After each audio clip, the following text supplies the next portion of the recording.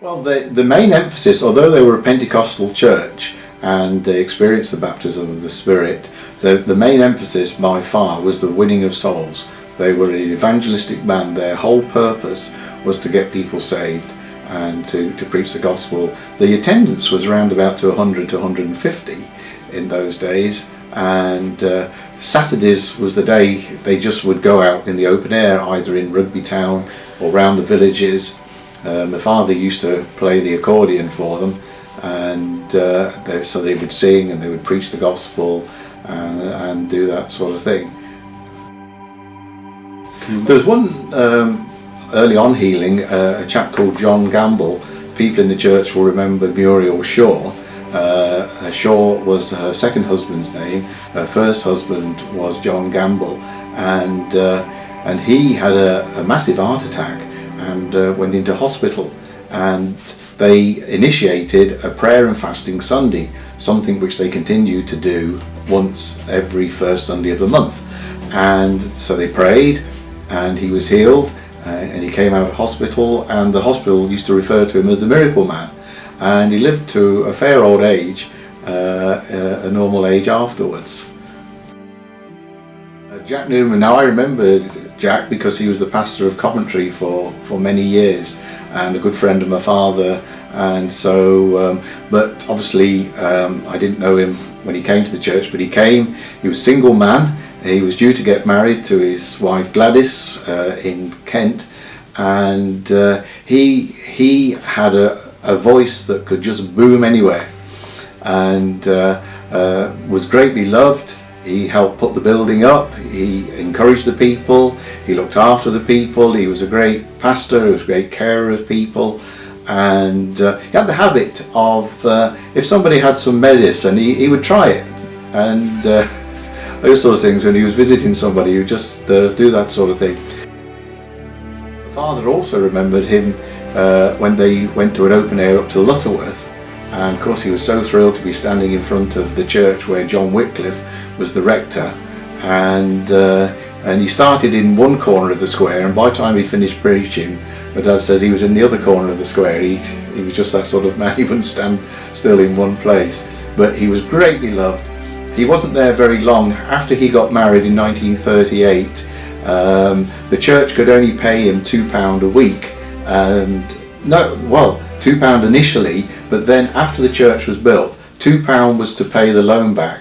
He was to be paid up to £260 a year as a salary, and that was probably was struggling for him, and then he moved on to Aberdare from there. At his farewell service, because they were so fond of him, he said to the congregation, "Just let Jack Newman die," and he assured them that the following minister, Billy Brambleby, would give them a teaching and build the church up, which he did, and they sang the chorus, or sang the song, "God be with you till we meet again," and there was a lot of tears that night. So by the time John Whitehead came along, they really started looking for a building, and they could see Cambridge Street Methodist Church, and always thought that that would be a great church for Rugby Elim. When Pastor Khan came, which is in 1979, the church began to fill up that little bit more, plus we wanted to do more with the youth work and various things, and so he approached the Methodists and asked if we could share the building. He had found a similar thing with an Elim church within the movement somewhere else, that they had shared a church building, drawn to agreement and everything.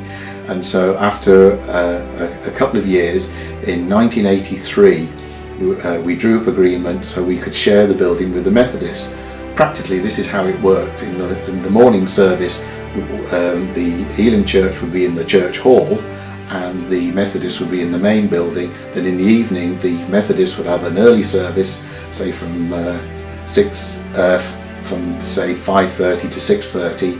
The Elim service would start 7:30 till 8:30, and that's how we ran for a number of years. The last service was on the Friday the 3rd of June 1983, and that was a youth service, and as I was youth leader at the time, I led that service. So that was the end of that. On Saturday, the 4th of June, we moved from Windsor Street into Cambridge Street. We took various things, including half the chairs from Windsor Street. We knew we'd need them because we were in the hall. So that would leave us on Sunday, the 5th of June, was the first service that we held in Cambridge Street. It was Pastor Carnegie who we had the Leicester Christian Fellowship, and he liked the title of it, and Elim had relaxed their way of doing things, that a church could have a local constitution and do certain things as long as it was within the main constitution and as long as it was agreeable. And so he wanted to do that, have its own identity, Rugby Christian Fellowship. We never dreamt it would be called RCF, but we thought everybody would call it Rugby Christian Fellowship. And so that's what he did. He got it all approved through the deacons at that time, and so that's how it became Rugby Christian Fellowship. We changed all the paperwork and so on.